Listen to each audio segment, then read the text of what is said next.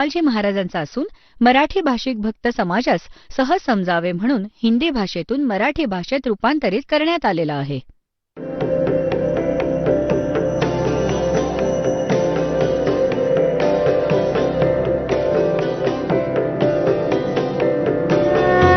और ज्ञान सब ज्ञानडी कबीर ज्ञान सो ज्ञान और जैसे घोड़ा तोब कायम करता चले मैदान.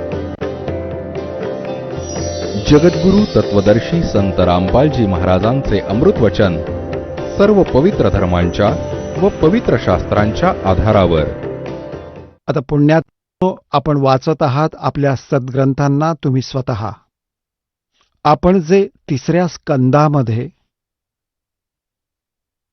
आणि पृष्ठ नंबर 125 मध्ये वाचलं, ब्रह्माजी म्हणतायत की मी जेव्हा दुर्गेला विचारलं, माता जगदंबिकेला, की वेदात लिहिलं आहे की एकमेव द्वितीय असे ब्रह्म, अद्वितीयम, ज्याच्यासारखा दुसरा कोणीच असू शकत नाही, तो ब्रह्मच सगळं आहे. तिकडे उपनिषद आणि तुम्ही जे म्हणत आहात की मीच सर्व आहे, मीच सृष्टीची रचना करणारी आहे, माझ्याशिवाय कोणीही नाहीये, तर मग ह्या वेदवाक्यांना खोटं तर नाही म्हणतायत. आमचा अनुभव सांगतो की परमात्मा निराकार आहे आणि वेद म्हणतायत की तो साकार आहे, तर मग आमचे अनुभव आणि यथार्थमध्ये खूप विरोध आहे. तर काय तो ब्रह्म तुम्हीच आहात की दुसरा कोणी आहे, ब्रह्माजींनी विचारलं. आता दुर्गा तर आधी फसवते त्यांना की त्या ब्रह्मामध्ये आणि माझ्यामध्ये काही अंतर नाहीये, तो आणि मी एक. भेद जो कोणी जाणतो तो परमपुरुष आहे, विद्वान पुरुष आहे, तत्वदर्शी आहे. आता पुढे पहा, पृष्ठ 129 वर बिलकुल स्पष्ट होतं. पहा, आपण 3रा स्कंद वाचत आहोत, संक्षिप्त देवी भागवतचा, पृष्ठ नंबर 129 वर पहा. इथे ह्या सृष्टीचा क्रम मी संक्षिप्त रूपात तुला सांगितला आहे. ही देवी म्हणतीये, दुर्गा म्हणतीये. इथं देवीचं प्रवचन चालू आहे. देवी म्हणाली, हे देवी सांगतीये. हे 129 पानावर हा सृष्टीचा क्रम मी संक्षिप्त रूपात तुला सांगितला आहे. महानुभाव देवतांनो, ब्रह्मा, शिव आणि विष्णूला दुर्गा म्हणतीये, आता माझं कार्य सिद्ध करण्यासाठी विमानात बसून तुम्ही लवकर या, लगेच जा. कोणतंही कठीण कार्य उपस्थित झालं तर तुम्ही माझं स्मरण कराल तर मी समोर येईन. देवतांनो, माझं आणि सनातन परमात्म्याचं ध्यान तुम्ही नेहमी करत राहिलं पाहिजे. आता इथं हे 2 झाले. तेव्हा तर म्हणत होती की मीच सर्व काही आहे, आणि आता दुर्गा इथं म्हणते की ब्रह्मलाच सनातन परमात्मा म्हणत आहे. आम्हा दोघांचं आले 2. आमच्या दोघांचं स्मरण करत राहिलात तर तुमचं कार्य सिद्ध व्हायला किंचित मात्र शंका नाही. ब्रह्माजी म्हणतात, अशा प्रकारे सांगून भगवती जगदंबिकेनं आमची पाठवणी केली. त्यांनी शुद्ध आचरणवाल्या शक्तींमधून भगवान विष्णूंसाठी लक्ष्मीला, शंकरदेवांसाठी महाकालीला आणि माझ्यासाठी महासरस्वतीला पत्नी बनण्याची आज्ञा दिली. आता त्या स्थानातून आम्ही निघालो आणि दुसऱ्या स्थानावर आमची पुरुष रूपात प्रतिष्ठापना झाली. आपल्याला ह्या दासाने परमेश्वर कबीरांद्वारे रचलेली सृष्टी आणि ह्या साऱ्या ब्रह्मांडाची रचना केव्हा आणि कशी कशी झाली ह्या साऱ्या गोष्टी सांगितल्या. ह्या दासाने आपल्याला मौखिक ऐकवलं होतं, शाब्दिक ऐकवलं होतं, आणि आज या सद्ग्रंथांनी आपल्या शास्त्राने प्रमाणित केलं की 600 वर्षांपूर्वी परमेश्वर कबीरांनी आपल्याला जे ज्ञान दिलं होतं ते आजही आमच्या सद्ग्रंथात विद्यमान आहे. आणि हे नकली गुरु वेद ज्ञानहीन, शास्त्रांच्या ज्ञानापासून हीन आहे आणि हे म्हणतायत की ब्रह्मा विष्णू महेश अजरामर आहेत, त्यांचे कोणी माता पिता नाहीयेत, सर्वेश्वर आहेत, महेश्वर आहेत. आता ही तर संकल्पना स्पष्ट झाली दुर्गेची, की दुर्गा यांची माता आहे. फायनल झालं. आणि तिघांचा विवाह केला दुर्गाने. आपलीच 3 रूपं करून ती स्वतःच म्हणते की मी एकाची अनेक होऊ शकते. आणि 3 रूपं धारण करून तिने तिन्ही पुत्रांचा विवाह करून दिला. आता समस्या राहिली की यांचा पिता कोण आहे, ह्या संकल्पनेला स्पष्ट करूया. ह्या रहस्याला, ह्या शंकेचं समाधान जे आहे शिवपुराण करेल. आता आपल्याला वाचून दाखवतो हे पवित्र शास्त्र, जे हे नकली हिंदू धर्माचे नकली गुरु आजपर्यंत ना वाचू शकले ना समजू शकले. यांना केवळ संस्कृत भाषेचं ज्ञान होतं, तत्वज्ञान नव्हतं. आणि आपण यांना मानत राहिलो की हे संस्कृत भाषा जाणणारे ऋषी महर्षी ब्राह्मण आहेत आणि यांनी वेद आणि पुराणांना नीट वाचलं असेल, यांनी योग्य सांगितलं असेल आम्हाला. आणि कबीर देवजी, कबीर साहेबजी मानव रूपात, विणकर रूपात 600 वर्षांपूर्वी बनारसमध्ये आले होते. ते सांगत होते की हे खोटे सांगतायत सगळे, हे सद्ग्रंथांशी परिचित नाहीत, हे परमात्म्याच्या भाषेशी परिचित नाहीत. तर त्यावेळी आपला विश्वास बसला नाही, कारण हे खोटे गुरु आचार्य म्हणत होते की कबीर तर अशिक्षित आहे, हा संस्कृत भाषा जाणत नाही, हा तर खोटे बोलतोय, ब्रह्मा विष्णू महेश यांच्याविषयी, यांचा जन्म मृत्यू सांगतो, यांच्या मातापितांविषयी सांगतो. कबीरजी खोटं बोलतायत. कबीर परमेश्वरांनी आपला प्रिय आत्मा धरमदासजींना सांगितलं होतं की धरमदास, कलियुगाची जेव्हा 5505 वर्ष संपतील तेव्हा माझी ही गोष्ट खरी होईल जी मी आज तुला सांगतोय. काय? अब मैं तुमसे कहूं चताई, त्रिदेवन की उत्पत्ति भाई. माँ अष्टंगी पिता निरंजन, ये जम दारुण वंशन अंजन. 3 पुत्र अष्टंगी जाए, ब्रह्मा विष्णु शिव नाम धराए. जे आज मी तुला सांगतो आहे की ब्रह्मा विष्णू महेश यांची माता दुर्गा आहे आणि पिता ज्योतिनिरंजन आहे. हा काल क्षरपुरुष आहे. हे माझं जे वचन आहे, आजपासून कलियुगाची 5505 वर्ष संपतील तेव्हा हे खरं ठरेल.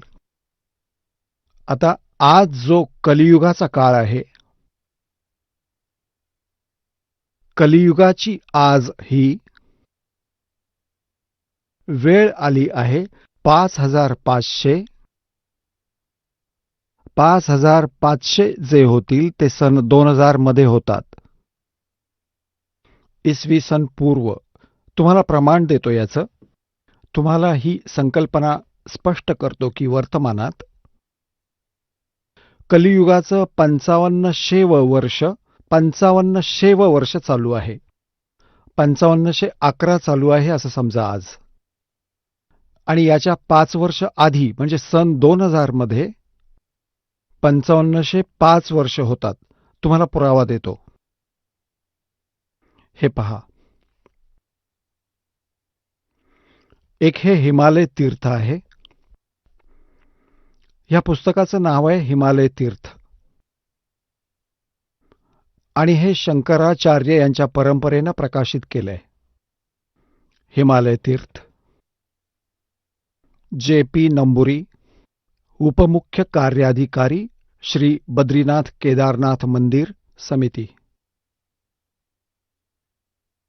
ट्रेक्स अँड टूर्स कलकत्ता इथून. याचं पहिलं प्रकाशन 2009 मध्ये झालंय. प्रकाशक आहेत रणजू चक्रवर्ती. हे असं पहा. मुद्रक आहेत गिरी प्रिंट सर्व्हिस कलकत्ता. आता याच्या पृष्ठ नंबर 42 वर आपल्याला दाखवतो. पान नंबर 42. पुस्तक आहे हिमालय तीर्थ. आणि इथं पहा शंकराचार्यांचं विवरण आहे.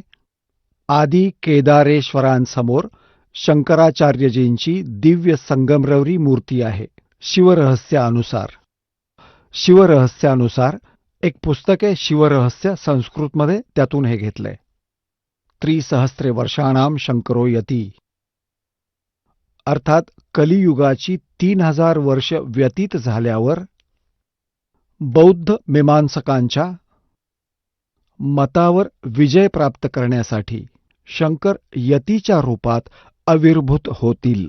म्हणजे शंकर भगवान हेच आदी शंकराचार्यांच्या रूपामध्ये कलियुगाची 3000 वर्ष व्यतीत झाल्यावर बौद्ध मीमांसकांच्या मतावर विजय प्राप्त करण्यासाठी शंकर यतीच्या रूपामध्ये आविर्भूत होतील. शंकराचार्यांच्या दर्शनानंतर असं पुढं लिहिलं आहे. आता आम्ही दुसरं आपल्याला दाखवतो. आता यावरून सिद्ध होतं की कलियुगाची 3000 वर्ष संपतील तेव्हा आदी शंकराचार्यांचा जन्म होईल. आता हे दुसरं पुस्तक याचं प्रत्यक्ष प्रमाण आहे की ख्रिस्ताच्या 508 वर्ष आधी, ख्रिस्तांच्या 508 वर्ष आधी शंकराचार्यांचा जन्म झाला. आता पहा, हे पुस्तक आहे ज्योतिर्मय ज्योतिर्मठ. हे आहेत आदी शंकराचार्यजी आणि हे आहेत आत्ताच्या वर्तमानातले श्री स्वरूपानंदजी. शंकराचार्य हे 2 पीठांचे शंकराचार्य आहेत. दोन्हींचं स्वामित्व यांच्याकडे आहे. हे पुस्तक आहे ज्योतिर्मय ज्योतिर्मठ. आणि इथे पहा, जानेवारी 2007 मध्ये छापलंय. संरक्षक आहेत अनंत श्री विभूषित ज्योतिष पीठाधीश्वर एवं द्वारका शारदा पीठाधीश्वर. हे दोन्हींचे स्वामी आहेत. जगद्गुरु शंकराचार्य स्वामी श्री स्वरूपानंद सरस्वतीजी महाराज. संपादक, लेखक आणि संकलक आहेत विष्णुदत्त शर्मा, अध्यक्ष आध्यात्मिक उत्थान मंडळ, दिल्ली. प्रेरणास्त्रोत हे आहेत, मुद्रक हे आहेत फाईन प्रिंट अँड पॅक्स. परामर्श व सहयोग यांचा आहे. प्रकाशक आहेत अखिल भारतीय आध्यात्मिक उत्थान मंडळ, 1/3234 गल्ली नंबर 2, रामनगर विस्तार, मंडोली रोड, शहादरा, दिल्ली. आता यातलं पृष्ठ नंबर 11 तुम्हाला दाखवतो. आदी शंकराचार्यांचा संक्षिप्त जीवन परिचय. जवळजवळ 2500 वर्षांपूर्वी शंकराचार्यांचा जन्म चर्मराती आस्थेच्या युगात केरळ प्रांतात पूर्णा नदीच्या तीरावर कालाडी गावामध्ये धर्मनिष्ठ नंबूद्री वैश्य शैव ब्राह्मण श्री शिवगुरू व धर्मपरायण सुभद्रा यांच्या घरात झाला. श्री शिवगुरू तैत्तरीय शाखेचे यजुर्वेदी होते, जे आदी शंकराचार्यांचे वडील होते.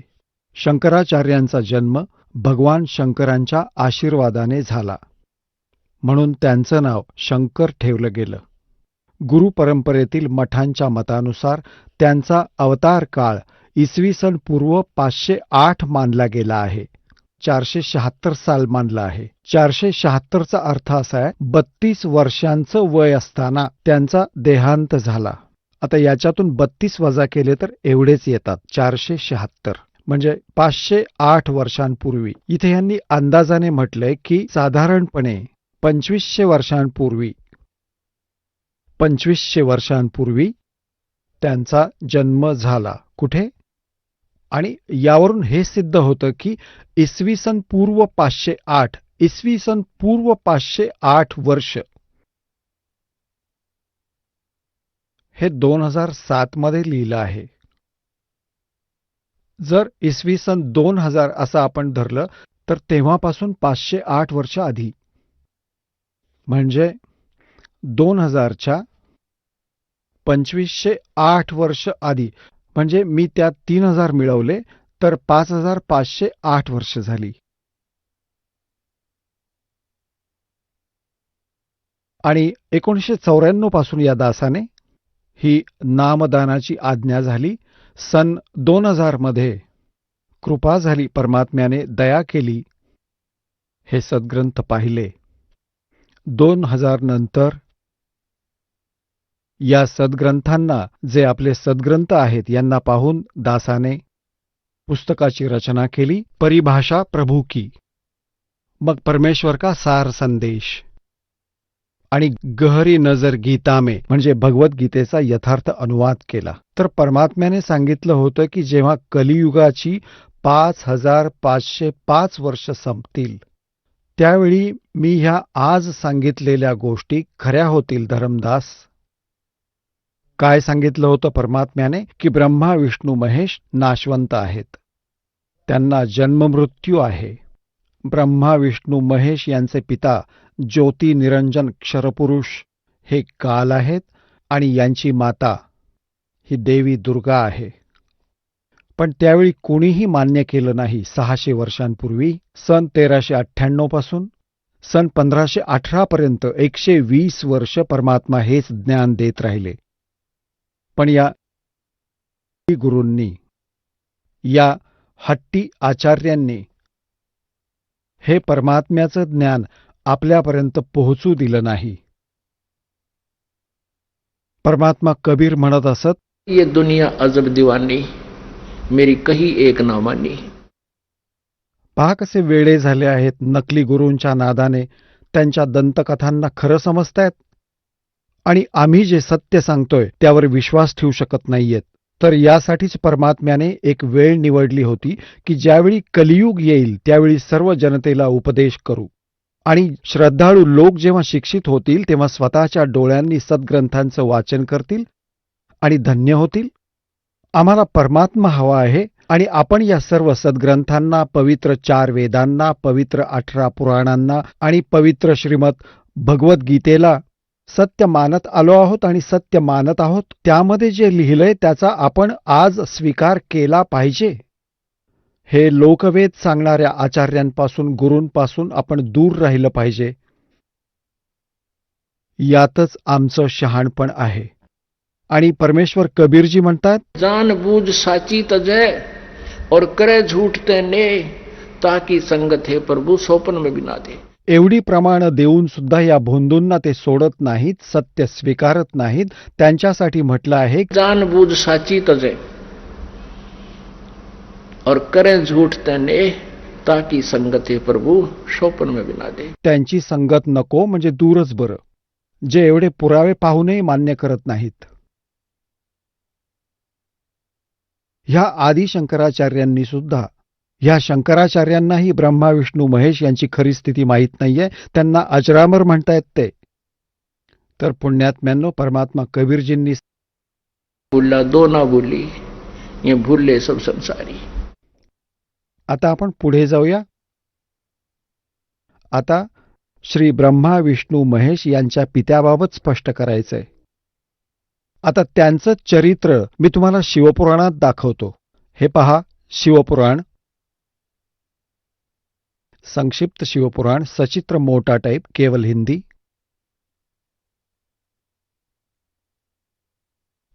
गीता प्रेस गोरखपूर यांनी प्रकाशित केले.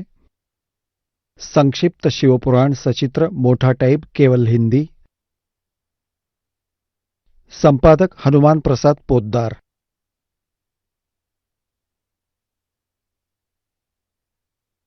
प्रकाशक आणि मुद्रक आहेत गीता प्रेस गोरखपूर, गोविंद भवन कार्यालय, कोलकाता संस्थान. आता इथून सुरू करूयात. ही रुद्रसंहिता 98 पानापासून सुरू करूयात. संक्षिप्त शिवपुराण. हा रुद्रसंहितेचा 5वा अध्याय इथं संपतोय. आपला पुत्र नारदाचं ते बोलणं ऐकून लोकपितामह ब्रह्मा तिथं असं म्हणाले. आता रुद्रसंहितेचा 6वा अध्याय आपण वाचूया. ब्रह्माजींनी म्हटलं, ब्रह्मन, देव शिरोमणी, तुम्ही नेहमी सर्व जगावर उपकार करत असता. लोकांचे हित करण्याच्या इच्छेने तुम्ही अतिशय चांगला प्रश्न विचारला आहे. ज्यावेळी सर्व चराचर जग नष्ट झालं होतं, सर्वत्र फक्त अंधकारच अंधकार पसरला होता. सूर्य आणि चंद्रही दिसत नव्हते, अन्य ग्रह आणि नक्षत्रही दिसत नव्हती. दिवसही नव्हता आणि रात्रही नव्हती. अग्नी, पृथ्वी, वायू आणि जल यांचंही अस्तित्व नव्हतं. तेव्हा तत्सत ब्रह्म ह्या श्रुतीमध्ये जे सत्य सांगितलं आहे तेच एकमेव सत्य होतं. आता पृष्ठ 100 वर संक्षिप्त शिवपुराण रुद्रसंहिता आपण वाचतोय. ज्या परब्रह्माविषयी ज्ञान व अज्ञानाने पूर्ण उक्तींद्वारे अशा प्रकारे विकल्प केले जातात, त्याने काही काळानंतर दुसरी इच्छा प्रकट केली. त्याच्या अंतरात एकापासून अनेक होण्याचा म्हटला. तेव्हा त्या निराकार परमात्म्याने आपल्या लीलाशक्तीने स्वतःसाठी मूर्तीची कल्पना केली. जे मूर्तिरहित परब्रह्म आहे त्याची मूर्ती भगवान सदाशिव आहे. अर्वाचीन आणि प्राचीन विद्वान त्यांनाच ईश्वर म्हणतात. त्यावेळी एकटं राहून स्वेच्छेने विहार करणाऱ्या त्या सदाशिवाने आपल्यापासून स्वतःच एका स्वरूपभूता शक्तीची निर्मिती केली, जी त्याच्या शरीरापासून कधीही वेगळी होणार नव्हती. त्या पराशक्तीला प्रधान, प्रकृती. आता लक्षात घ्या, ही कोण आहे? ही दुर्गा आहे, जी कालच्या शरीरापासून बाहेर निघाली. त्यावेळी एकटं राहून स्वेच्छेने विहार करणाऱ्या त्या सदाशिवाने, सदाशिव कोण आहे? तो काल आहे. आपला विग्रह म्हणजे शरीरातून स्वतःच एका स्वरूपभूता शक्तीची निर्मिती केली, हे ब्रह्म सांगतायत. आता परमेश्वर कबीरजींनी सांगितलं आहे की काळाने दुर्गाला खाल्लं होतं, त्याच्या पोटातून परमेश्वर कबीरजींनी तिला बाहेर काढलं. इथं यांची मिळती जुळती गोष्ट आहे, कारण परमेश्वर कबीरजींनी ब्रह्माजींना हे ज्ञान दिलं होतं आणि ब्रह्माजींनी आपला अनुभव आणि कबीरजींचं सांगणं यातून या गोष्टीला पूर्णत्व दिलं. त्यावेळी एकटं राहून स्वेच्छेनं विहार करणाऱ्या त्या सदाशिवानं आपल्यापासून स्वतःच एका स्वरूपभूता शक्तीची निर्मिती केली, जी त्याच्या शरीरापासून कधीही वेगळी होणार नव्हती. त्या पराशक्तीला प्रधान, प्रकृती, गुणवती, माया, बुद्धितत्वाची जननी व विकाररहित सांगितलं आहे. त्याच शक्तीला अंबिका म्हटलं आहे. तिलाच प्रकृती. हे लक्षात ठेवा की दुर्गेला प्रकृती असंही म्हणतात. सर्वेश्वरी आणि त्रिदेव जननी, तिन्ही देवांची माता ब्रह्मा, विष्णू, महेश यांची जननी दुर्गेला म्हणतात. त्रिदेव जननी, नित्या आणि मूळ कारण असंही म्हणतात. सदाशिवाने निर्मिलेल्या या शक्तीचे 8 हात आहेत. समजलं का ह्या दुर्गेविषयी सगळं? नाना प्रकारची आभूषणं तिच्या अंगाची शोभा वाढवतात. ती देवी नाना प्रकारच्या गतींनी संपन्न आहे आणि अनेक प्रकारची शस्त्रास्त्र धारण करते. स्पष्ट झालं? एकटी असूनही ती मायेच्या योगाने अनेक होते. तिनेच 3 रूपं धारण केली होती: सावित्री, लक्ष्मी आणि उमा, ज्यांनी ब्रह्मा, विष्णू आणि महेश यांच्याशी विवाह केला होता. एकटी असूनही ती मायेच्या संयोगाने अनेक होते. ते जे सदाशिव आहेत, ही क्षरपुरुषाबद्दल माहिती दिली आहे ब्रह्मा, विष्णू, महेश यांच्या पित्याविषयी. त्यांना परमपुरुष, ईश्वर, शिव, शंभू आणि महेश्वर म्हणतात. आता पहा 101 पानावर रुद्रसंहितेचा आपण 6वा अध्याय वाचतोय. ते आपल्या पूर्ण शरीरावर भस्म लावतात. त्या कालरूपी ब्रह्मने, याला काल म्हणा किंवा ब्रह्म म्हणा, क्षरपुरुष म्हणा किंवा ज्योतिनिरंजन म्हणा, ह्या कालरूपी ब्रह्मने एकाच वेळी शक्तीबरोबर, नाथ नाही शक्तीबरोबर म्हणजे दुर्गाबरोबर शिवलोक नावाच्या क्षेत्राची निर्मिती केली. त्या उत्तम क्षेत्राला काशी म्हणतात. ते परमनिर्वाणाचं किंवा मोक्षाचं स्थान आहे. जे सर्वोच्च स्थानी विराजमान आहे ते प्रियकर प्रेयसी रूपातील शिवशक्ती आहे. प्रियकर प्रेयसी रूपातील म्हणजे पती आणि पत्नी रूपातील दुर्गा. आणि हा कालरूपी ब्रह्म म्हणा किंवा सदाशिव म्हणा, ब्रह्मा, विष्णू, महेश यांचा पिता. दुर्गा आणि काल जे परमानंद स्वरूप आहेत, ते त्या मनोरम क्षेत्रात नेहमी निवास करतात. शिव आणि शिवाने, शिव म्हणजे कालरूपी ब्रह्म, कारण तो शिवाचे रूपही धारण करतो. आपल्या पुत्राप्रमाणे कारण आपल्या खऱ्या रूपात तो कधी कोणासमोर येत नाही. शिव म्हणजेच काल, ह्या कालरूपी ब्रह्मने, या कालरूपी ब्रह्मने, शिव आणि शिवाने, काल आणि दुर्गाने प्रलय काळातही या क्षेत्राला आपल्या सानिध्यापासून मुक्त केलं नाही. देवर्षे ब्रह्माजी म्हणतायत नारदाला, एकदा त्या आनंदवनात रमलेले असताना शिवा आणि शिवेच्या मनात, काल आणि दुर्गाच्या मनात, दुर्गा आणि कालच्या मनात, क्षरपुरुषाच्या मनात अशी इच्छा उत्पन्न झाली की दुसऱ्या एखाद्या पुरुषाची निर्मिती केली पाहिजे, म्हणजे बाळाची निर्मिती केली पाहिजे, ज्याच्यावर ही सृष्टी चालवण्याचा मोठा भार टाकून आपण दोघं केवळ काशीला राहून इच्छेनुसार राहावं आणि निर्वाण प्राप्त करावं, असा निश्चय करून शक्तीसहित सर्वव्यापी परमेश्वर शिवने ह्या कालरूपी ब्रह्मने दुर्गाबरोबर क्रीडा केली. आपल्या वाम बाजूच्या 10व्या अंगावर अमृतसिंचन केलं, पतिपत्नी व्यवहार केला. मग तिथून एक पुरुष प्रकट झाला, एका पुत्राची निर्मिती झाली. पहा, 102 पानावर 102 पानावर संक्षिप्त शिवपुराण आपण वाचतोय. आता इथे जो पुत्र उत्पन्न झाला त्याला कालरूपी ब्रह्मने म्हणजे शिवा म्हणाला, वत्स, व्यापक असल्यामुळे तुझं विष्णू असं नाव प्रसिद्ध होईल. आता दुर्गा आणि काल पासून जो पुत्र झाला त्याचं नाव विष्णू ठेवलं. हा आपण 6वा अध्याय वाचला रुद्रसंहितेचा. पुण्यात्म्यांनो, हे आपले तेच सद्ग्रंथ आहेत ज्यांना आधार मानून आपण हे ज्ञान प्राप्त केलं. हे आचार्य, ब्राह्मण, गुरु आपल्याला हे सांगत असत की शिवपुराणात असं लिहिलं आहे म्हणून आम्ही हे सांगत आहोत, विष्णू पुराणात असं लिहिलं आहे, देवी पुराणात असं लिहिलं आहे. तेव्हा असं वाटत असे की हे ज्या दंतकथा सांगत आहेत तर तसंच लिहिलं असेल, त्यांना संस्कृतचं ज्ञान होतं. आज हे सद्ग्रंथ त्या लोकवेदांच्या विपरीत माहिती देत आहेत.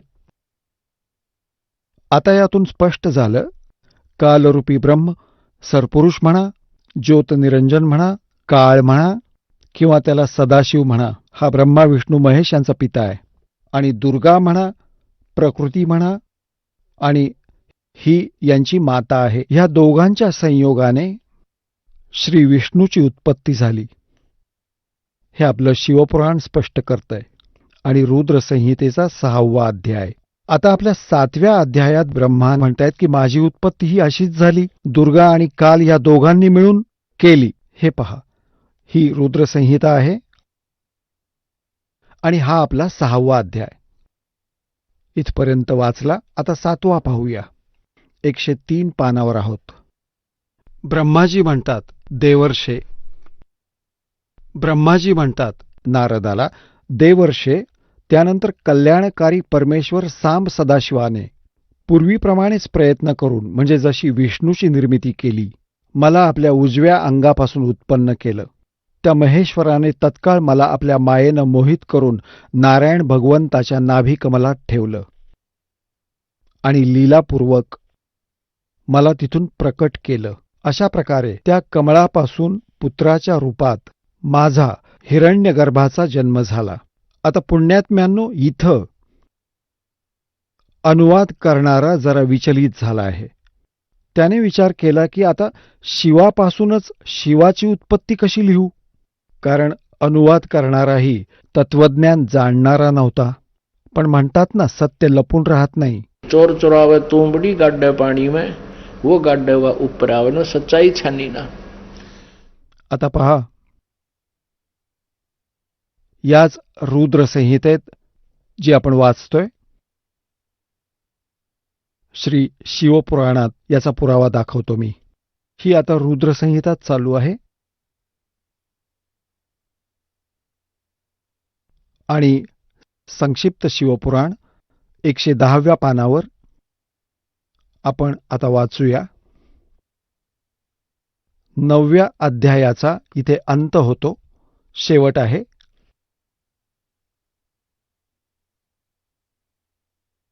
अशा प्रकारे ब्रह्मा, विष्णू आणि रुद्र ह्या 3 देवतांमध्ये गुण आहेत. अशा प्रकारे ब्रह्मा, विष्णू आणि रुद्र ह्या 3 देवतांमध्ये गुण आहेत, परंतु शिव गुणातीत मानले आहेत. आता पहा, 3 हे आहेत ब्रह्मा, विष्णू आणि रुद्र, आणि हा कालरूपी ब्रह्म यांच्यापासून वेगळा आहे, म्हणजे 4 झाले. अजून स्पष्ट करतो.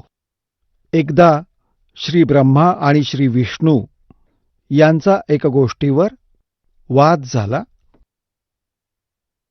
की ब्रह्मा म्हणायचे की मी सृष्टीचा रचनाहार आहे, आणि विष्णू तू माझ्यापासून उत्पन्न झाला आहेस, तू माझा पुत्र आहेस. विष्णूजी म्हणायचे की तू माझ्या नाभिकमलातून निर्माण झाला आहेस, तू माझा पुत्र आहेस. यावरून या दोघांचं आपापसात युद्ध झालं. या भांडणाचा निकाल लावण्यासाठी ह्या काळरूपी ब्रह्माने त्यांच्या पित्याने त्या दोघांच्या मध्ये एक स्तंभ उभा केला. एका लिंगाची स्थापना केली, तेजोमय स्तंभ, खूप उंच, ज्याचा आदी अंत या दोघांनाही सापडला नाही. तर यांचं युद्ध तर थांबलं, आणि स्तंभाचा शोध घेऊ लागले की तो किती लांबरुंद आहे. शेवटी असं सांगितलंय की काही वेळाने शिवरूपातील त्या काळाने प्रतिज्ञा केली होती की माझ्या खऱ्या रूपात मी कधीच कोणाला दर्शन देणार नाही. म्हणून तो कधी ब्रह्माचं रूप धारण करतो, कधी विष्णूचं रूप धारण करतो, तर कधी शिवाचं रूप धारण करतो. तर तिथं तो शिवाच्या रूपात येऊन प्रकट झाला आणि या दोघांना म्हणाला की पुत्रांनो, तुम्ही स्वतःला विसरला आहात आणि तुम्ही जो सृष्टी आणि स्थितीचा कार्यभार माझ्याकडून घेतला आहे तो तुम्ही तप करून मिळवला आहे. आणि अशाच प्रकारे रुद्र आणि महेश्वरानेही वेगवेगळे विभाग माझ्याकडून घेतले आहेत. आता आपल्याला दाखवतो. विद्वेश्वर संहितेत, हेच शिवपुराण, हे संक्षिप्त शिवपुराण गीता प्रेस गोरखपूरने प्रकाशित केले आणि तेच आपण वाचतोय. आधी तुम्हाला जे दाखवलं होतं, हनुमान प्रसाद पोद्दार याचे संपादक आहेत. आता आपण विद्वेश्वर संहिता वाचूया. ही विद्वेश्वर संहिता. आता पृष्ठ नंबर 24 वर थोडी झलक दाखवतो. हे एक तेजोमय लिंग म्हणजे स्तंभ उभा केलाय कालाने या दोघांच्या मध्ये, ब्रह्माजी आणि विष्णूजी. मग तो स्वतः प्रकट झाला. या 25 पानावर आपण वाचूया. ब्रह्मा आणि विष्णूने विचारलं, प्रभू, सृष्टी आणि 5 कृत्यांची लक्षणं काय आहेत हे आम्हा दोघांना सांगा. भगवान शिव म्हणाले, हा कालरूपी ब्रह्म सदाशिव. त्यांचे पिता म्हणाले, माझी कर्तव्य जाणून घेणं अतिशय कठीण आहे, तरीही मी कृपापूर्वक तुम्हाला त्याविषयी सांगतो. ब्रह्मा आणि अच्युत, सृष्टी, पालन, संहार आणि तिरोभाव आणि अनुग्रह ही 5 माझी जगासंबंधी कार्य आहेत, जी नित्य सत्य आहेत. आता 26 पानावर, आता 25 वरचं वाचलं, आता 26 वर. हे इथे पहा. पुत्रांनो, तुम्ही दोघांनी तपश्चर्या करून प्रसन्न झालेल्या माझ्याकडून ब्रह्मा आणि विष्णूला हा सदाशिव, कालरूपी सदाशिव म्हणत आहे, पुत्रांनो, तुम्ही दोघांनी तप करून प्रसन्न झालेल्या माझ्याकडून सृष्टी आणि स्थिती नामक 2 कृत्ये प्राप्त करून घेतली आहेत, 2 विभाग प्राप्त करून घेतलेत. हे दोन्ही तुम्हाला खूप प्रिय आहेत. अशा प्रकारे माझ्या विभूती स्वरूप, आता तिथं शिवाच्या रूपात उभा होता हा काल, माझ्या विभूती स्वरूप रुद्र आणि महेश्वर या दोघांनी 2 अन्य उत्तम कृत्ये, हा यात नाहीये, यांनी आहे, संहार आणि तिरोभाव माझ्याकडून प्राप्त करून घेतलेत. यात पहा, 2 तर हे झाले विष्णू आणि ब्रह्मा.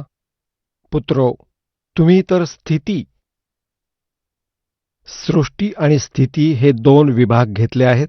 आणि अशाच प्रकारे माझ्या विभूती स्वरूप, कारण तेव्हा तो शिवरूपात उभा होता, रुद्र व महेश्वर या दोघांनी 2 इतर उत्तम कृत्ये, संहार आणि तिरोभाव माझ्याकडून प्राप्त करून घेतले. हे 4 झाले. आणि आता 5वा शिव सांगतोय.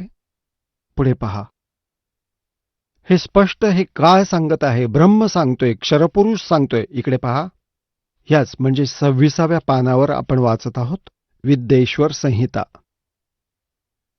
इथे पहा, मीच पूर्वी आपल्या स्वरूपभूत मंत्राचा उपदेश केला आहे, जो ओंकार रूपाने प्रसिद्ध आहे. तो मंगलकारी मंत्र आहे. सगळ्यात आधी माझ्या मुखातून ओंकार म्हणजे ओम प्रकटला, जो माझ्या स्वरूपाचा बोध करून देतो. ओंकार वाचक आहे, मी वाच्य आहे. हा मंत्र माझे स्वरूप आहे. रोज ओंकाराचं सतत स्मरण केल्यास माझंच निरंतर स्मरण होतं. माझ्या उत्तरेकडील मुखाने अकाराचं, पश्चिम मुखातून उकाराचं, दक्षिण मुखातून मकाराचं, पूर्वेकडील मुखाने बिंदूचं आणि मधल्या मुखातून नादाचं प्रकटीकरण झालं. ह्या 5 अवयवांनी युक्त, अशा प्रकारे 5 अवयवांनी युक्त ओंकाराचा विस्तार झाला आहे. ह्या सर्व अवयवांचं एकत्रीकरण होऊन हे प्रणव ओम नावाचं एक अक्षर झालं. गीतेतील 8व्या अध्यायातील श्लोक नंबर 13 मधील गीताज्ञान देणारे हे ब्रह्म, हे क्षरपुरुष श्रीकृष्णामध्ये प्रवेश करून सांगतो आहे, ओम इति एकाक्षरम. श्रीमद भगवद्गीता अध्याय नंबर 8च्या श्लोक नंबर 13 मध्ये. गीता ज्ञानदाता हा ब्रह्म आहे, क्षरपुरुष आहे. श्रीकृष्णाच्या शरीरात प्रवेश करून बोलत आहे. आपला पुत्र विष्णूच्या शरीरात समजा, आणि तो सांगत आहे की ओम इति एकाक्षरम ब्रह्मव्यवहारण माम अनुस्मरण य पर्याती त्यजन देहम सयाती परमाम गतिम. माम ब्रह्म, माझ्या ब्रह्मचं केवळ एक ओम अक्षर आहे, नथिंग एल्स. उच्चार करून स्मरण करत य प्रयाती त्यजम देहम स याती परमाम गतिम. हे शरीर सोडून जाते वेळी याचं स्मरण करत करत जातो, म्हणजे अंतिम वेळी सुद्धा याचंच स्मरण करत हे शरीर सोडतो. स याती परमाम गतिम, त्याला माझ्या ओम नावाने लाभणारी ती परमगती प्राप्त होते.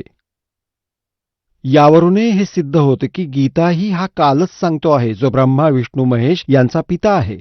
आता पुढे पहा, यांनी कुठं गडबड केली आहे. अनुवादकारांनी यात चुकीचा मंत्र घातला आहे. आपण हे इथं वाचत आहोत. ह्या सर्व अवयवांचं एकत्रीकरण होऊन हे प्रणव ओम नावाचं एक अक्षर झालं. आणि गीतेच्या अध्याय 8 श्लोक क्रमांक 13 मध्येही सांगितलंय, ओम इति एकाक्षरम ब्रह्म व्यवहारण माम अनुसमरण य प्रियाती तदंदेहम सयाती परमाम गति. आता पहा, इथं यांनी गडबड केली आहे. यांनी ओम नमः शिवाय हा पंचाक्षरी मंत्र सांगितला आहे. हे चुकीचं आहे, पूर्ण चुकीचं आहे. इथं लिहिलं आहे की या सर्व अवयवांचं एकत्रीकरण होऊन हे प्रणव ओम नावाचं अक्षर तयार झालं. हे चुकीचं आहे. ओम नमः शिवाय हा मंत्र चुकीचा आहे. हे शास्त्रविधींचं मनमानी आचरण आहे. असं नाही केलं पाहिजे. पुण्यात्म्यांनो, आजपासून 600 वर्षांपूर्वी परमात्म्याने जवळजवळ साधारण 600 वर्षांपूर्वी हे अमृत ज्ञान आपल्या अमृतवाणीतून सच्चिदानंद घन ब्रह्मच्या वाणीतून सांगितलं होतं. श्रीमद भगवद्गीता अध्याय 4च्या श्लोक क्रमांक 25 ते 31 पर्यंत ज्या साधकांनी जी जी साधना केली आहे, कोणी देवतांची पूजा केली, कोणी स्वाध्याय करतात, कोणी प्राणायाम आदी करतात, आणि कोणी तीक्ष्ण अहिंसावादी व्रत करून आपली साधना करतात, जसं तोंडावर पट्टी बांधून अनवाणी पायांनी फिरतात. कोणी स्वाध्याय करतात, गीतेचा नित्य पाठ करतात, कोणी वेदांचं पठण करतात, तर कोणी कुठल्या प्रकारे. म्हणतात सर्व साधक आपापल्या साधनेला पापनाशक समजतात. पण 4थ्या अध्यायात श्लोक नंबर 32 मध्ये म्हटलंय की त्या सच्चिदानंद घनब्रह्माच्या वाणीमध्ये या यज्ञांचं ज्ञान आहे. यज्ञ म्हणजे धार्मिक अनुष्ठानांचं ज्ञान विस्ताराने दिलं गेलं आहे. ते 4थ्या अध्यायात आहे. 34व्या श्लोकात सांगितलंय की त्या सच्चिदानंद घनब्रह्माच्या वाणीमधून, म्हणजे जे ज्ञान स्वतः परमेश्वराने आपल्या मुखकमलातून सांगितलं आहे, ती सच्चिदानंद घनब्रह्माची वाणी ब्रह्ममुखाने सांगितली आहे. ते तत्वज्ञान आहे. 4थ्या अध्यायाच्या 34व्या श्लोकात सांगितले की हे तत्वज्ञान तू तत्वदर्शी संतांकडे जाऊन समजून घे. गीता ज्ञान देणारा म्हणतो मला माहिती नाही. आता पहा, श्रीमद भगवद्गीता गीता प्रेस गोरखपूर यांनी प्रकाशित केली. जयदयाल गोयंदका यांनी अनुवाद केला आहे. आता आपल्याला दाखवतो 4थ्या अध्यायाचा 32वा श्लोक. आता आपण थोडं आधी 4थ्या अध्यायाच्या 25व्या श्लोकापासून सुरू करूया. नीट समजेल हे पहा. अध्याय नंबर 4 श्रीमद भगवत गीता. ह्या 25व्या श्लोकात म्हटलंय की इतर योगी देवतांच्या पूजनरूप यज्ञाचं योग्य प्रकारे अनुष्ठान करायचे. पर्युपासते म्हणजे पूजन करतात. याचा अर्थ आहे की काही योगी साधक देवतांचं पूजन यज्ञ म्हणजे धार्मिक अनुष्ठान करतात, पूजा करतात, पर्युपासते.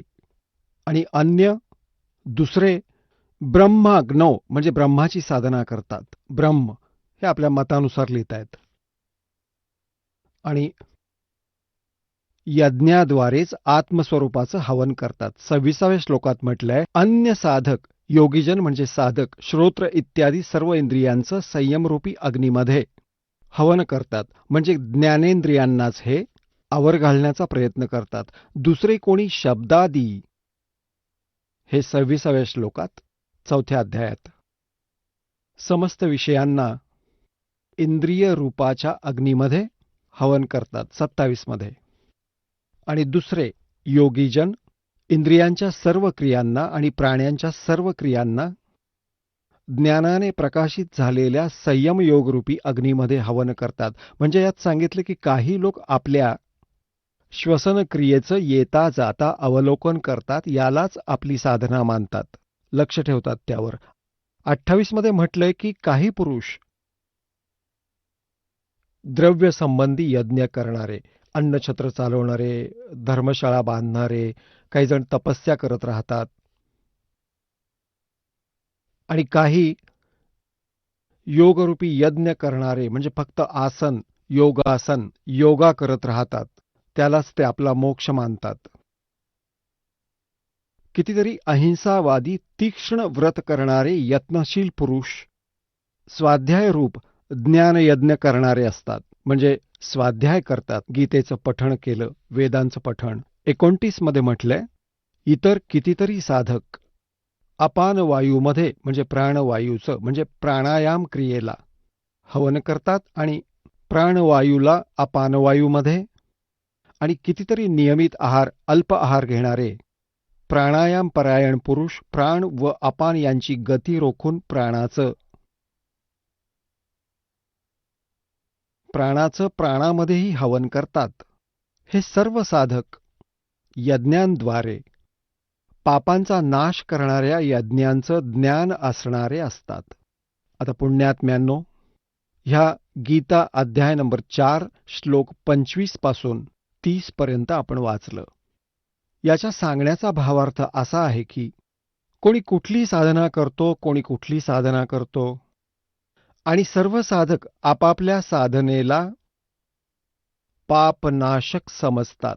जर त्यांना असं वाटलं की ही साधना योग्य नाहीये तर ते ती साधना का करतील?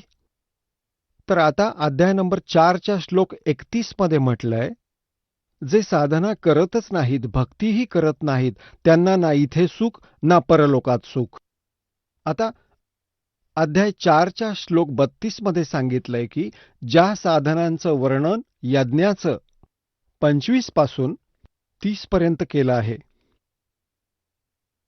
या प्रकारची अनेक प्रकारची विस्तारपूर्वक यज्ञांची माहिती म्हणजे धार्मिक अनुष्ठानांची माहिती सच्चिदानंद घनब्रह्माच्या वाणीतून विस्ताराने सांगितली आहे. ब्रह्मणमुखे. आता इथे अनुवादकांनी 4थ्या अध्यायाच्या 32व्या श्लोकात गडबड केली आहे अज्ञानामुळे. त्यांनी ब्रह्मणे मुखेचा अर्थ लिहिला ब्रह्मची वाणी. खरं तर लिहायला हवं होतं सच्चिदानंद घनब्रह्मची वाणी, म्हणजे जी वेदांपेक्षा वेगळी आहे. कारण श्रीमद भगवद्गीतेचं ज्ञान वेदांचंच ज्ञान आहे.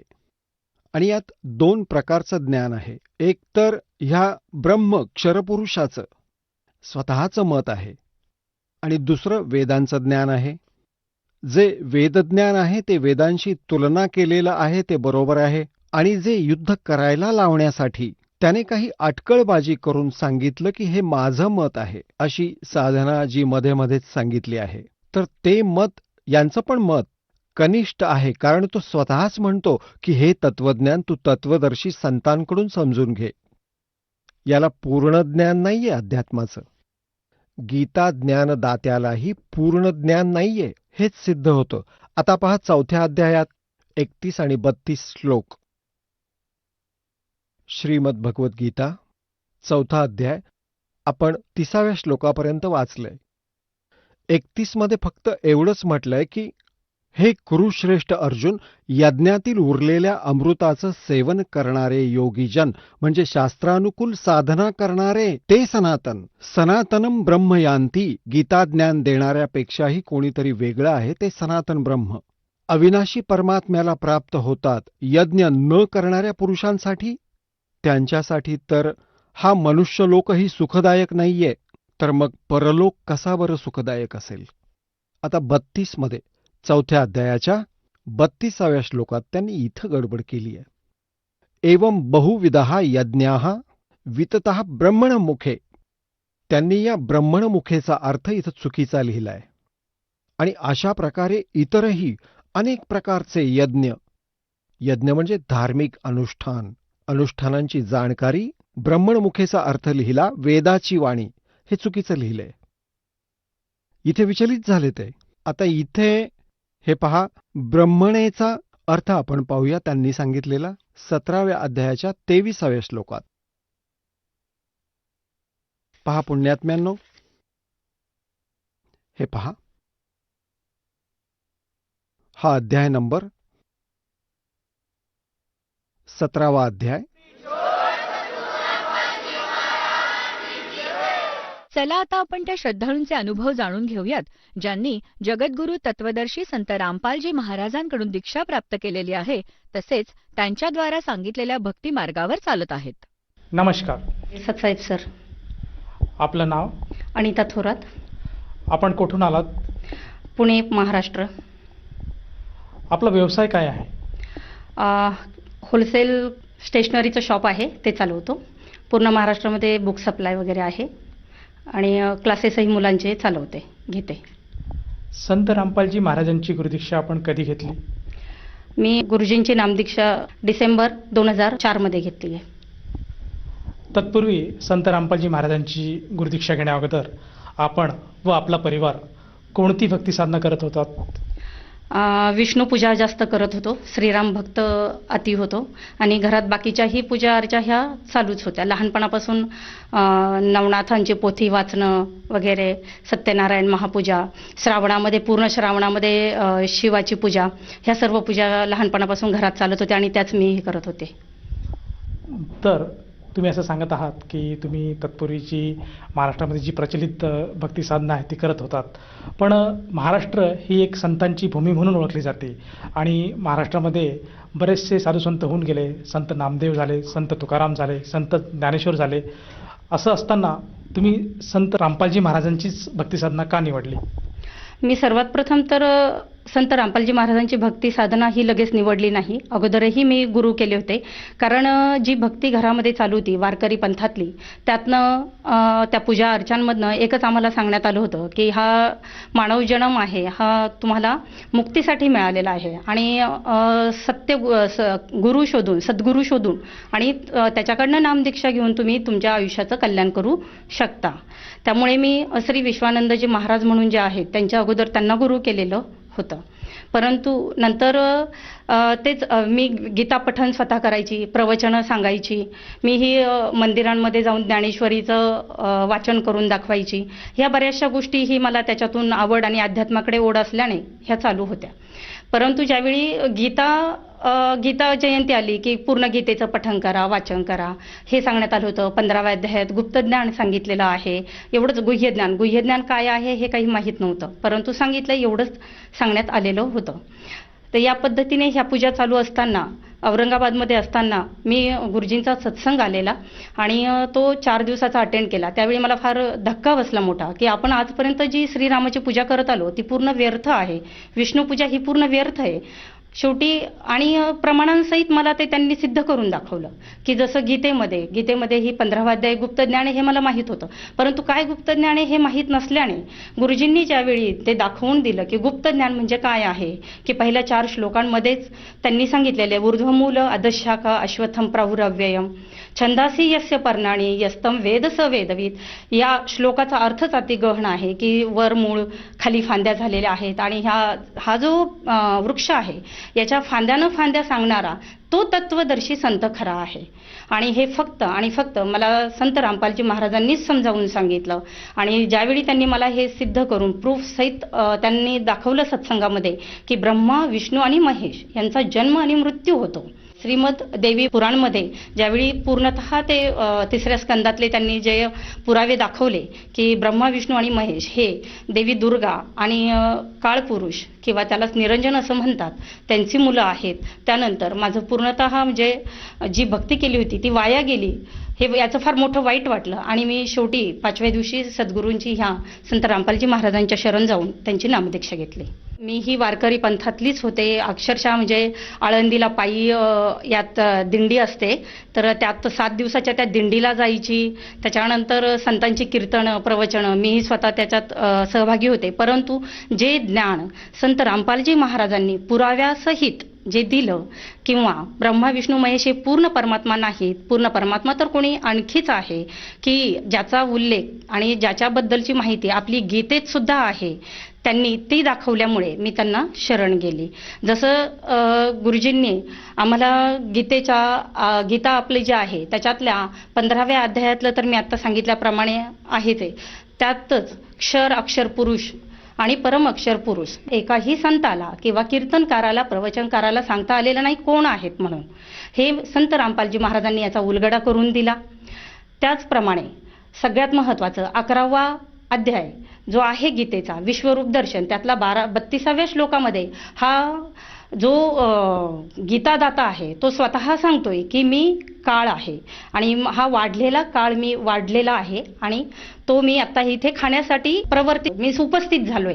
जर ज्या विष्णूची मी पूजा करत होते, ज्या श्रीरामाची मी पूजा करत होते त्याचाच अवतार जर श्रीकृष्ण आहे आणि तो श्रीकृष्ण गीता सांगतो असं जर मानलं तर श्रीकृष्णाकडे किंवा विष्णूकडे असं समजा की तुम्ही पालन हे कर्तव्य दिलेलं आहे. मग जर जो पालन करतो तोच दुसऱ्यांना कसा खाऊ शकतो ह्याचा फार मोठा मला प्रश्नही त्यावेळी गुरुजींनी दाखवल्यानंतर पडला आणि ती सत्यता ही पटली.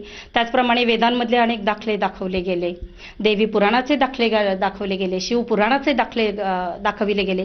आजपर्यंत कोणत्याही संताने कीर्तनकाराने कधीही त्यांना दाखवता आलं नाही. फक्त गीतेचं महत्त्व काय तर वाचन करणं हेच त्यांना महत्त्व. परंतु गीता ही नुसती वाचून त्याच्यातले अर्थ समजून घेण्यासाठी आहे हे मात्र कधी कोणाला कळलं नाही. त्याला कारण म्हणजे यातलं कोणीही पूर्ण गुरु किंवा पूर्ण सद्गुरू नाही आणि यांना माहितीही नव्हती नाही. त्यामुळे मला हे फक्त आणि फक्त आज तरी मला संत रामपालजी महाराज यांच्याच रूपाने पूर्ण गुरु भेटले आणि माझं सगळं जे थोडक्यात जे ज्ञानच नव्हतं फक्त वाचन करणं म्हणजे ज्ञान नव्हे त्यातलं खरं ज्ञान सांगून आणि पूर्ण भक्ती दाखवून सत्शास्त्रानुसार सगळ्यात महत्त्वाचं ते भक्ती देतात आणि त्याला सगळे आधारही त्यांच्याकडे आहेत, पुरावे आहेत. त्या पुराव्यानुसारच ते सद्भक्ती देतात आणि सत्शास्त्रानुसार भक्ती करायला सांगतात की ज्यामुळे मानव जो कोणी घेईल ही भक्ती त्याचं पूर्ण कल्याण. सगळ्यात मोठा फायदा तर मोक्षप्राप्तीच होते. कारण मीही त्याच कारणासाठी गुरु केले होते आणि त्याच कारणासाठी गुरुजींकडे आले. कारण ज्यावेळी वारकरी पंथात होते त्यावेळी काकड आरती वगैरे म्हणताना फक्त आम्हाला असं सांगितलं जायचं गेला गेला हा नरदेह मग कैसा भगवंत. परंतु भगवंत कोण आणि पूर्ण पूजा कोण देता येते ही फक्त आणि फक्त संत रामपालजी महाराज यांनीच इथे सांगितली होती मला. जसं की तुम्ही सांगत आहात की संत रामपालजी महाराज हे सद्भक्ती देतात आणि पूर्णपणे शास्त्रांच्या आधारावर भक्ती सांगतात, तर या भक्ती साधनेतनं आपल्याला व आपल्या परिवाराला काही लाभ प्राप्त झालेत का? सर्व लाभ तर म्हणजे ज्या दिवसापासून मी गुरुजींच्या शरणमध्ये जाऊन आणि ही नामदीक्षा घेतली, हा मंत्रजाप चालू केला, मला सगळ्यात महत्त्वाचं म्हणजे माझं सगळ्यांच्या आपल्या मानेमध्ये ज्या 12 रिब्ज असतात माझ्या 13 रिब्ज आहेत. तर त्या 13 रिब्ज असल्या कारणाने मला उजव्या हाताने जास्त काम करता येत नव्हतं आणि येतही म्हणजे लहानपणापासूनच येत नव्हतं. मी जास्त हेवी वजनं जे असतात ते उचलू शकत नव्हती किंवा मग आणखी जास्त वेळचं कोणतंही त्या हाताने मी काम करू शकत नव्हती. नाहीतर माझा हात सुजायचा आणि लगेचच प्रॉब्लेम व्हायचा. नंतर तर मला अक्षरशः हातसुद्धा वर नेता येत नव्हता कधी कधी. इतका मोठा प्रॉब्लेम माझ्या ह्या हाताला झालेला होता. सगळ्यात महत्त्वाचं तर माझं ते जे आहे हाताचं दुखणं मी डॉक्टर कोठारींची ट्रीटमेंट घेतली होती त्यासाठी. नंतर हे दुखणं जे आहे माझं विना मेडिसिन आणि हे पूर्णतः बरं झालं. आजपर्यंत मी आमचं पुस्तकांचाच व्यवसाय असल्याने पुस्तकांचे वह्यांचे गठ्ठेही जरी उचलले किंवा काहीही हेवी काम केलं तरीही त्या हाताला आत्तापर्यंत तर काही प्रॉब्लेम मला झालेला नाही.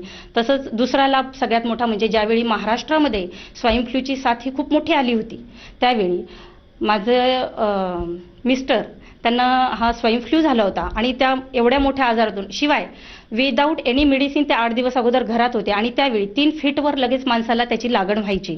आम्ही सगळा परिवार एकत्र होता. माझा छोटा मुलगा फक्त 3 वर्षाचा होता आणि तो बाबाशिवाय झोपत नसायचा. त्यांच्याजवळ झोपून किंवा आम्हीही सगळे एकत्र असून सुद्धा आम्हाला कोणालाही कोणताही प्रॉब्लेम न दाखवता आणि त्यांचा स्वाईन फ्लू सुद्धा हा नंतर लक्षात आणून देऊन आणि तोही इतर लोकांपेक्षा हार्डली 3 दिवसात तो बरा झाला होता की ज्यावेळी डॉक्टरांना सुद्धा ते बिलीव्ह होत नव्हतं. विशेष म्हणजे हा आजार होण्याच्या अगोदर मला 3 वेळा परमात्म्यांनी म्हणजे की हे संकटाची जाणीव करून दिली होती. 3 वेळा मला यमाचे दूत स्वप्नात दाखवून आम्हा दोघांनाही घेरलेलं दाखवलं होतं आणि मालिकचे म्हणजे जे काही पांढऱ्या वेशातले जे होते लोक त्यांनी आमच्याभोवती सुरक्षाकडे केलं होतं आणि त्यांच्या सगळ्यांच्या ह्याच्यावर सतसाहेब असं नाव लिहिलेलं होतं त्या ड्रेसवर. या पद्धतीने म्हणजे तो एक फायदा झाला. त्याच्यानंतर छोटे मोठे फायदे तर खूप होतात. संकट येताना दिसतात परंतु त्यांचं असं कधी झळ पोचली नाही आणि ते प्रॉब्लेमही सॉल्व्ह होतात म्हणजे होतातच. जसं की तुम्ही सांगत आहात की संत रामपालजी महाराजांकडनं जी गुरुदीक्षा घेतली किंवा नामदीक्षा घेतली त्यापासून आपल्याला व आपल्या परिवाराला बरेचसे लाभ झालेत. तर या अनुषंगातून आपण सर्वसामान्य जनतेला काही संदेश देऊ इच्छिता? संदेश तर फक्त सद्गुरूच देतात आणि तेच देतील. मी फक्त एवढंच सांगू शकते या सगळ्या संतांना सगळ्यात प्रथम तर जे कीर्तनकार आता आहेत प्रवचनकार आहेत त्या सगळ्यांना माझी विनम्र अशी विनंती आहे की कृपया आपली शास्त्र आपली गीता कारण वारकरी पंथ हा गीता आणि ज्ञानेश्वरी यांना अतिशय आणि तुकाराम गाथा यांना बेस मानतो. यांच्यावरच तो भरपूर कीर्तनं किंवा प्रवचनं करत असतो. तर त्या सर्व संतांना माझी विनम्र अशी प्रार्थना आहे की कृपया हे आपले सगळे सद्ग्रंथ प्रथम समजून घ्या. सत ज्ञान जे आहे ते लोकांपर्यंत सांगा. आणि आता सध्या फक्त आणि फक्त संत रामपालजी महाराज हे जगद्गुरू आहेत आणि जगद्गुरू एकच असतात. तर त्यांची नामदीक्षा घेऊन सगळ्यांनी आपलं कल्याण करावं आणि ह्या संतांनी सुद्धा हे आपले खोटे प्रचार किंवा जे काही आहे ते थांबवून आणि गुरुजींच्या शरणात जाऊन आणि लोकांचंही अहित होण्यापासून वाचवावं. जर कोणा व्यक्तीला संत रामपालजी महाराजांची गुरुदीक्षा घ्यायची असेल तर ती व्यक्ती गुरुदीक्षा कशी घेऊ शकेल? सर आज बऱ्याच चॅनलवर गुरुजींचे सत्संग चालू आहेत. त्या सत्संगांच्या खाली एक पट्टी मोबाईल नंबर्सची वगैरे चालू असते. तो स्क्रोल जो आहे त्याच्यावरून तुम्ही कोणत्याही नंबरला जर फोन केला तर तुम्हाला तुमच्या जवळ असलेल्या कोणत्याही नामदान केंद्रातून नामदीक्षा घेता येऊ शकते. आणि आज महाराष्ट्रामध्ये अनेक जिल्ह्यांमध्ये काय परंतु काही तालुक्यांमध्ये सुद्धा ही नामदीक्षा सेवा उपलब्ध आहे. ही आणि या सेवेसाठी 1 रुपया सुद्धा तुम्हाला खर्च येत नाही कारण हे सतज्ञान आणि सतभक्ती देणं हेच फक्त संत रामपालजी महाराजांचं मिशन आहे. आणि सगळ्यात मोठं आज त्यांचं मिशन म्हणजे हुंडा विरोधी आणि भ्रष्टाचार विरोधी हेही खूप मोठं मिशन आज सगळीकडे चालू आहे. धन्यवाद साहेब.